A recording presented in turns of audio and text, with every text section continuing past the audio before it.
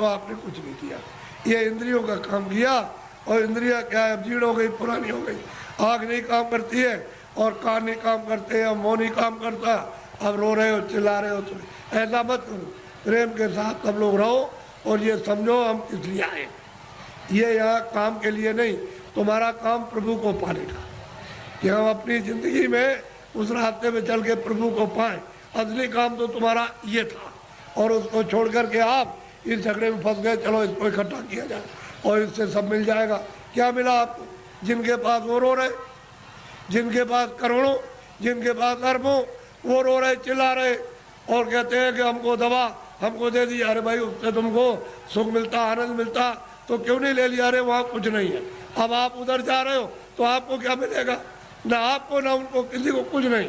दिन में काम करते, शाम को बच्चों की सेवा, अपना फर्ज अदा करते और उसके बाद बैठ करके थोड़ा भजन करते मनुष्य मंदिर में, तो ये जीवात्मा सच्चे धन को प्राप्त करती। सच्चा जन मिलेगा नहीं, इसका कल्याण होगा नहीं, जीवन ऐसे ही चला जाएगा। तो मैं तो इसलिए चलाया कि हमारे गाँव वासियों ने बहुत ही लोगों से कहा कि बाबा जी को ले आओ जरा, मैं दर्शन करूँगा। तो मैंने भी कहा चलो मैं भी दर्शन करूँगा। मेरी भी तो इच्छा दर्शन करने की है। अगर आपकी इच्छा हुई है दर्शन करने की, तो मेरी भी आपके दर्शन करने की इच्छा हुई। तो आदान प्रदान का दर्शन, दर्शन देना और दर्शन करना, इसी के बीच में, अरस परस के बीच में अगर कोई चीज़ मिल जाए तो उसको ले लेना चाहिए। कि भाई किसी के पास अमूल्य चीज़ है और मिलती है जो सोने चांदी से बहुमूल्य है, वो अगर उससे मिल जाए तो आपको ले लेना चाहिए। इसी को कहते हैं दर्शन परसन, दर्शन परसन। तो आप देखने आए हो हमको और हम आपको देखने आए, इसी के बीच में कुछ मिले तो ले लेना चाहिए। और ये नहीं लेगा तुम्हारा दुर्भाग्य। ऐसे ही खाली चले जाओगे, इधर कुछ नहीं, खाली जाओगे कुछ नहीं। किराए का मकान ये खाली होने वाला, मेरा भी खाली होने वाला, बहुत तुम लोग, मेरा भी मकान खाली होने वाला। अरे ये खाली होने वाला, ये मेरा मकान नहीं है। ये तो जिसका वो अपना कहेगा कि ये मकान, और उसके मकान में काम कर लिया तो उससे कहेंगे आपकी बड़ी दया हो गई, ये मकान दे दिया, आपके मकान में बैठ करके काम किया, ये साफ सुथरा अपना मकान ले लीजिए, हिसाब ले लीजिए मकान। वो मकान खाली करना, और इसके खाली होते ही संसार खाली हो जाए, कुछ नहीं। गांव खाली हो गया, जमीन खाली हो गई, सामान खाली हो गया, बच्चे खाली हो, सब खाली, कोई किसी का नहीं। ये है दृश्य मृतलोक का। और आप ये सब कुछ देखते हुए समझ नहीं पाते। क्यों? कि आपको समझ का रास्ता नहीं है। कोई रास्ता अगर बता दे, आपको भेद बता दे, तो ये सब समझ आ जाएगी। और समझने लगो, समझ के साथ ही साथ अपना काम उलझन का, जो जीवात्मा बसी उसका काम कर लोगे। तो जल्दी करो अपना अपना काम, ये समय निकला जा रहा। अच्छा बोलो जय गुरुदेव, सब लोग बोलो जय गुरुदेव। देखो, जय गुरुदेव मेरा नाम नहीं, और ना आपका नाम, न किसी पशु पंछी का नाम, न किसी पेड़ का नाम। जय गुरुदेव नाम उस मालिक का, उसका नाम है, किसी आदमी का नाम नहीं है। ये नाम, हमारा नाम तो ये आपका रखा हुआ तुलसीदास, और जय गुरुदेव नाम उस प्रभु का। तो ऐसा आपको शंका हो जाए, भ्रम हो जाए, वो बात तो अलग है, लेकिन ये तो उसका नाम है। तो आप उसके बाद, अरे भाई प्रभु का नाम है, तो उसके बाद चलो पहुँचो, उसके बाद पहुँचना चाहिए। तैयारी करो चलने की, सब छोड़ो छाड़ो। दिन में काम कर दिया, शाम को बच्चों की सेवा कर दी, और बस घंटे 2 घंटे के लिए छोड़ दिया, और वही घर ही में रहो, चारपाई पे बैठ जाओ, जमीन बैठ जाओ, और बस ये है इस मंदिर में इधर से निकल चलो। उसके बाद तैयारी करो। दिन में काम किया और काम करके शाम को छोड़ दिया, क्या आपने सब छोड़ दिया, खेती छोड़ दी, सामान छोड़ दिया और बच्चे छोड़ दिया, मकान में बैठ करके अब हम सच्ची पूजा करेंगे, निकल जाएंगे। वो काम करो। तुम इधर उधर जाने की तो कोई इच्छा तमन्ना है नहीं, इसमें फंसने की है। तो आपको इससे क्या मिलेगा और क्या मिला? अच्छा, सब लोग पूजा करते जाओ, जिसलिए आए हो करते जाओ, कोई मैं मना थोड़ी करता हूँ। लेकिन अच्छी चीज़ को देवी देवताओं से कहो कि हमको महाराज रास्ता बताइए, हम सच्चा भजन मालिक को प्राप्त करने का और आपको हर वक्त दर्शन करने का करेंगे भजन। ऐसा प्रार्थना करो देवी देवताओं से जिनको अज्ञान में मान रहे हो, और जब तुम्हारी आंख खुल जाएगी तब तुम सच्चा दर्शन करो। उन देवी का, देवता का, सबका दर्शन करो, यानी ब्रह्मा का, विष्णु का, वहाँ भी तो देवी देवता बहुत रहते हैं, और ऊपर में ईश्वर का दर्शन करो। और अगर तुम आँख नहीं खोलोगे तो फिर न इनका दर्शन, न उनका, न इनका, न उनका दर्शन, किसी को नहीं पहचान पाओगे ये क्या है और ये क्या है और ये क्या है, पहचानने में नहीं आएंगे। और आँख खुल जाएगी तो पहचान लोगे इसमें क्या है, उसमें क्या, उधर क्या, उस तरफ देवता क्या है और उधर में क्या है, सबको देख लोगे। वो रास्ता खुला हुआ, उस रास्ते में अंधेरा नहीं, सूरज नहीं निकलता और डूबता नहीं है, न उधर दिन होता है न उधर रात होती है।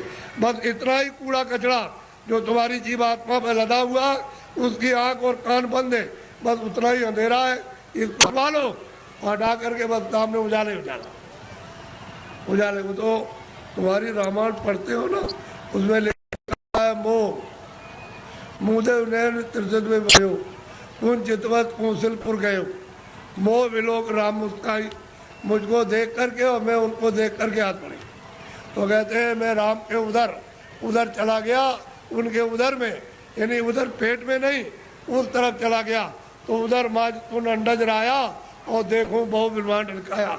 बहुत से ब्रह्मांडों को गोस्वामी जी महाराज उसी रामायण में कहते कि मैंने अपनी दिव्य आँख, अपने ज्ञान चक्षु से मैंने वहाँ जा कर के देखा और परमात्मा को देखा साक्षात्कार, और देवी देवताओं को मैंने देखा। तो तुम भी देख सकते हो भाई, वो तो कलयुग था। गोस्वामी जी महाराज तो अभी कलयुग में आए, 1589 में जन्म लिया था। उसके बाद उन्होंने ये सब देखा गुरु की कृपा से, और देखने के बाद उन्होंने रामायण में लिखा। तो आप रामायण को समझ नहीं पाते हो कि रामायण का वेद कौन बताएगा? जिसने देखा होगा वही तो रामायण का वेद बताएगा, जिसने नहीं देखा वो क्या बताएगा? आँख का अंधा कभी नहीं बता सकता, वो तो अंधा है। कोई आदमी अंधा और बहरा हो तो क्या आपको सुनाएगा, क्या दिखाएगा? जिसके आँख होगी वो दिखाएगा कि रामायण में ये लिखा हुआ, ये लिखा, ये देख करके लिखा। तो आप रामायण को नहीं समझ पाते हो। रामायण उनसे समझो जिन्होंने वो परमात्मा को और ब्रह्मांडों को और देवी देवताओं को जिन्होंने देखा। ये बड़े अवभाग्य। और देखो, आप मुझसे जो भी मदद चाहते हो, जितनी यथाशक्ति इस बुढ़े में, उतनी तो आपकी मदद करेगा। बाहर से भी मदद करेगा, अंदर से भी करेगा, जीवात्मा के लिए भी करेगा और शरीर के लिए भी, दोनों तरफ। क्योंकि बाहर से भी करेगा तभी समझ में आएगा कि अंदर भी होगा, नहीं बाहर से नहीं करेगा तो अंदर से कैसे समझोगे? जब महात्मा बाहर से मदद करते हैं, सहयोग देते हैं, तब उनको समझते हो। तो जीवात्मा के लिए मदद करते तो जीवात्मा को जगा लेते, उसको साफ सुथरा करके और उसको मतलब उधर ले जाते, उधर पहुंचा देते हैं। तो दोनों काम। तो आप जितनी मदद चाहो, जो यथाशक्ति है उतने आप मदद लो, प्रेम के साथ, प्यार के साथ। प्यार और प्रेम बड़ी चीज़ है। किसी के पास कोई चीज़ है आप प्यार से सब ले सकते हो, और किसी के पास कोई चीज़ है आप गाली से या मारपीट करके ऐसे नहीं ले सकते। ऐसे लोगे लूट पाट के तो ले जाओ, लेकिन आपके पास रहेगा नहीं, वो निकल जाएगा तो। और थोड़े दिनों का मन का धन है, बस उसके बाद साफ हो जाएगा, बस खाली ऐसे हाथ हो जाएंगे। ये मन का धन है। लेकिन प्यार से कोई चीज़ लो बाहर की, उससे भी तुमको कुछ आराम शारीरिक मिले, और अंदर से भी, यानी उससे प्यार से लो तो अंदर से भी अगाध धन है, और जीवात्माओं का धन है।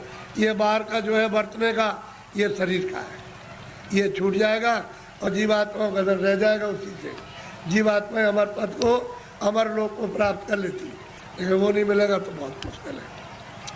अच्छा बोलो जय गुरुदेव। अभी बराबर तैयार, बराबर जा रहे हैं, आने जाने का तांता लगा हुआ, तो इनकी पूजा में रास्ता रुक गया है, तो बाधा क्यों डाली जाए? पूजा करेंगे, दूर दूर से आ रहे हैं तो पूजा करेंगे। पूजा करें, आप आओ जाओ पूजा करो, और मतलब ये उसके बाद फिर अपने अपने घर जाओ। लेकिन हमारी बात कान में याद रखना कि मनुष्य शरीर किराए का मकान है, ये आपका देश नहीं है, सब सामान छोड़ना। कुछ भी आपके साथ, एक सुई की नोक, एक बालू का कण भी आपके साथ नहीं जाएगा। जब ये नहीं जाएगा तो ये कोई सामान नहीं जाएगा। बोलो जय